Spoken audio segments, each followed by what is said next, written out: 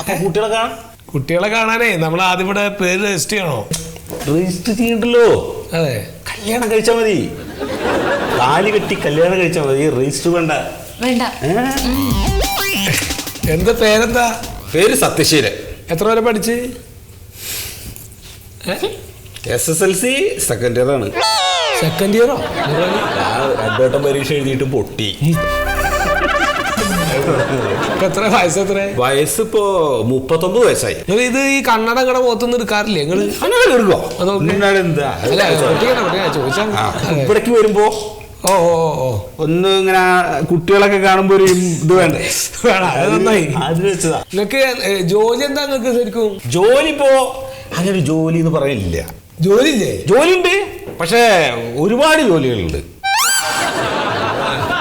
അല്ല, അതിൽ തോരഞ്ഞാ പറയും. ഒരെണ്ണം അപ്പൊ ഞാൻ പടവിന് പോവും.